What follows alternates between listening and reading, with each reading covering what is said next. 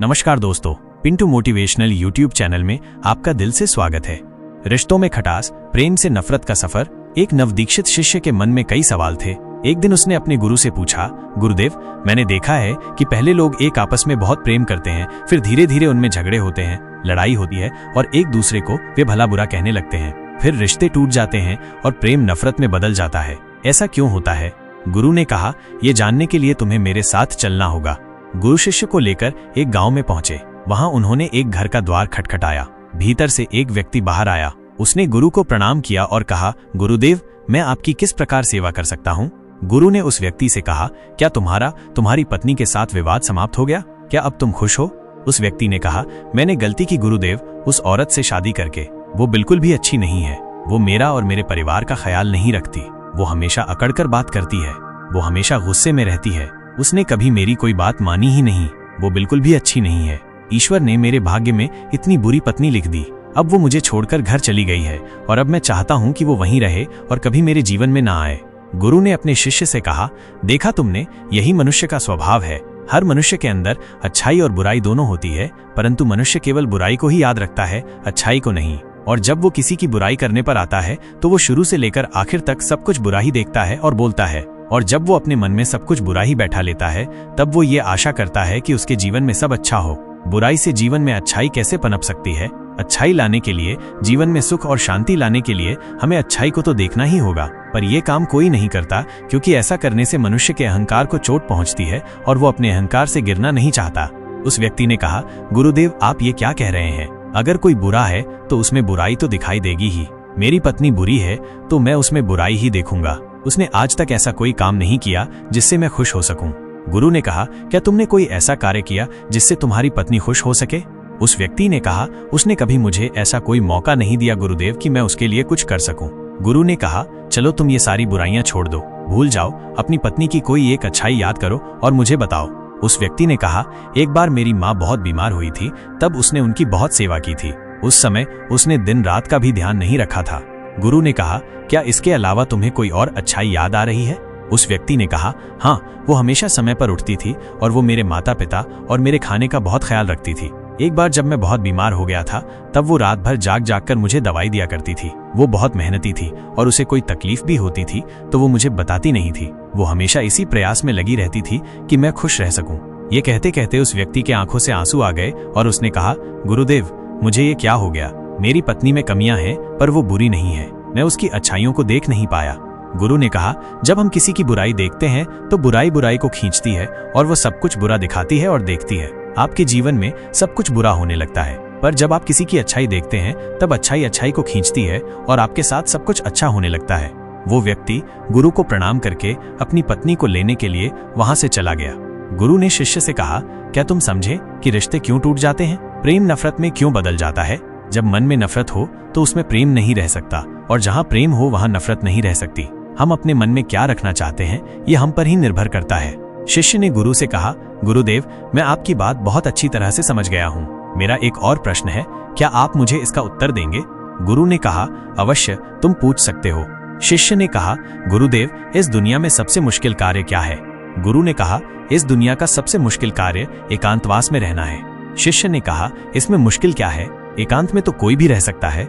गुरु मुस्कुराए और कहा, अगर ये बहुत आसान कार्य है तो क्या तुम 30 दिन के लिए एकांतवास में रह सकते हो? तुम्हें 30 दिन के लिए कहीं नहीं जाना, एक गुफा में रहना है। तुम बाहर किसी भी व्यक्ति से संपर्क नहीं करोगे, ना ही गुफा के भीतर किसी तरह के कार्य में व्यस्त रहोगे, सिर्फ शांत और एकांत रहोगे। क्या तुम कर सकोगे?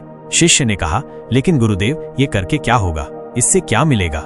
गुरु ने कहा, जो मिलेगा वो तो तुम्हें पता चल ही जाएगा। बात यह है कि क्या तुम इतना आसान कार्य कर सकोगे? शिष्य तैयार हो गया।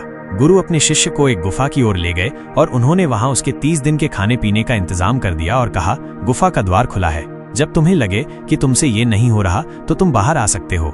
शिष्य गुफा के अंदर चला गया। पहले दिन उसने बहुत आराम से अपना समय काट लिया।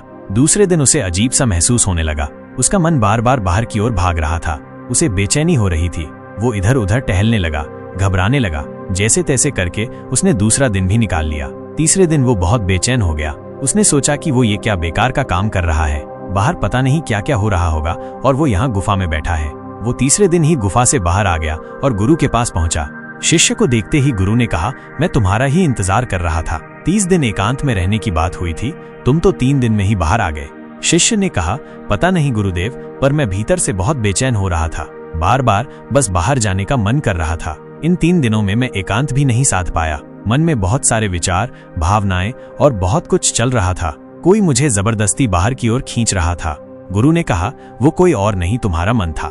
मन को एकांत पसंद है ही नहीं। वो हमेशा किसी दूसरे को ढूंढता रहता है। जब उसे कोई दूसरा दिखाई नहीं देता, उसे कोई दूसरा नहीं मिलता, तो वो भी बेचैन हो जाता है, क्योंकि उसका वजूद दूसरों से ही है। अगर दूसरे नहीं होंगे तो मन की शक्ति खो जाएगी और वो तुम पर से अपना नियंत्रण खोने लगेगा। इसीलिए वो जल्द से जल्द तुम्हें बाहर की ओर ले जाना चाहता था और तुम बाहर आ गए। शिष्य ने कहा, गुरुदेव आप सत्य कहते हैं। एकांतवास करना दुनिया का बहुत ही मुश्किल कार्य है। गुरु ने कहा, तुमने ये नहीं पूछा कि इस दुनिया का सबसे आसान कार्य क्या है? शिष्य ने कहा, गुरुदेव मेरे मन में ये सवाल भी था, पर मैं पूछ नहीं पाया। गुरु ने कहा, इस दुनिया का सबसे मुश्किल कार्य एकांतवास है, तो इस दुनिया का सबसे आसान कार्य भी एकांतवास ही है। शिष्य ने कहा, आप ये क्या कह रहे हैं गुरुदेव? मैं कुछ समझ नहीं पा रहा। गुरु ने कहा, एकांतवास हमारा स्वभाव है। हम अपने स्वभाव से दूर हो गए हैं। मन के बनाए जाल में हम हमेशा किसी दूसरे को ही ढूंढते रहते हैं और अपने एकांत को खो बैठते हैं। एकांत को साधना नहीं पड़ता, बल्कि वही हमारा स्वभाव है। शिष्य ने कहा, अगर एकांत हमारा स्वभाव है और ये बहुत आसान है, तो मैं क्यों 3 दिन में ही उस गुफा से बाहर आ गया? क्यों मुझे वहां रहना इतना मुश्किल लगा? क्यों मैं वहां भी बेचैन हो गया? गुरु ने कहा, जब तक एकांत तुम्हारे भीतर से उत्पन्न नहीं होगा, तब तक चाहे तुम किसी गुफा में बंद करके ही क्यों न रखे जाओ, तुम एकांत में नहीं रहोगे। वहां भी तुम अपने आसपास भीड़ इकट्ठी कर लोगे और वो भीड़ तुम्हारे मन के भीतर होगी। एकांतवास मन पर नियंत्रण का मार्ग। गुरु शिष्य को अपने साथ एक नदी के पास ले गए और कहा, इस नदी पर बांध बांधना हो तो तुम्हें कितना समय लगेगा? क्या तुम उसे आज के आज बांध सकते हो? शिष्य ने कहा, नहीं गुरुदेव, एक दिन में यह कैसे होगा? 2 दिन, 3 दिन या 4 दिन में भी नहीं होगा। इसमें तो बहुत समय लगेगा। धीरे धीरे बांध की तैयारी होगी, उसकी हर समस्या को देखा जाएगा और उससे निपटा जाएगा और धीरे धीरे समय के साथ बांध तैयार होगा। गुरु ने कहा, ठीक कहा तुमने। ठीक इसी प्रकार मन की नदी पर धीरे धीरे बांध बांधा जाता है। 1, 2 या 3 या 4 दिन में नहीं, धीरे धीरे समय लगाकर ये किया जाता है। शिष्य ने कहा, गुरुदेव मैं आपकी बात समझ गया हूँ। मैं भी धीरे धीरे अपने मन पर बांध बांधने की तैयारी करूंगा। शिष्य ने अपनी साधना पर ध्यान दिया। वो धीरे धीरे मन के विरुद्ध खड़ा होने लगा। उसने छोटे छोटे संकल्प लेने शुरू किए। उसने बहुत सारे संकल्पों को पूरा किया और बहुत सारे संकल्प उसके अधूरे रह गए जो टूट गए थे, पर हर बार वो और अधिक मजबूत होता चला गया। उसका अपने ऊपर नियंत्रण पहले से मजबूत होता जा रहा था। धीरे धीरे उसके छोटे छोटे संकल्प बड़े संकल्पों के रूप में उभरने लगे। फिर एक दिन उसने संकल्प लिया और वो उस गुफा के भीतर चला गया। 30 दिन वो उस गुफा से बाहर नहीं आया। जब 30 दिन गुजर गए तो गुरु को अपने शिष्य की चिंता हुई और वह गुफा के भीतर चले गए। उन्होंने देखा कि उनका शिष्य बिल्कुल शांत होकर एक स्थान पर ध्यान में बैठा हुआ है। गुरु को देखते ही शिष्य खड़ा हो गया और उन्हें प्रणाम कर कहा, गुरुदेव आप सत्य कहते थे। एकांतवास करना बहुत ही आसान कार्य है। एकांत ही हमारा स्वभाव है और यही हमारी प्रकृति है। इसके लिए कुछ भी करना नहीं होता, ये है बस हमें दिखाई नहीं देता। शिष्य गुरु के साथ उस गुफा से बाहर आ गए। एकांतवास का अर्थ और जीवन में इसका महत्व।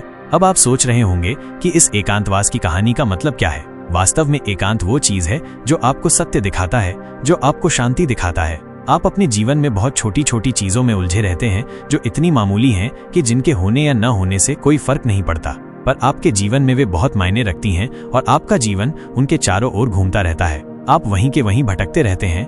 इस दुनिया में कोई नहीं बचा, चाहे कोई कितना भी बड़ा व्यक्ति क्यों न हो, कितनी भी अकड़ के साथ क्यों न खड़ा हो, सब मिट्टी में मिल गए हैं। राजा हो, भिखारी हो, शक्तिशाली हो या कमजोर, साधु हो या संत हो, कोई भी हो, किसी की अकड़ बाकी नहीं रही। जिन छोटी मोटी चीजों के लिए आज आप इतना लड़ते झगड़ते रहते हैं, क्या करोगे इन सब चीजों का? कुछ पल ही लगते हैं शरीर को मिट्टी बनने में और तुम ऐसे लड़ रहे हो जैसे कि तुम हमेशा यहीं रहने वाले हो। कुछ समय मिला है, बहुत कीमती है, उपयोग कर लो। कुछ सीख लो, कुछ जान लो, कुछ तो जीवन जी लो। सब कुछ जानते हुए भी हम कुछ नहीं जानते, बस यही हमारी विडंबना है और यही हमारी बेहोशी है। और इसी से बाहर निकलने का नाम जागरण है, जागृति है, होश है और बुद्धत्व भी है।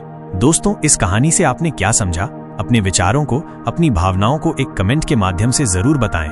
क्या पता आपके एक कमेंट से किसी का जीवन बदल जाए। धन्यवाद।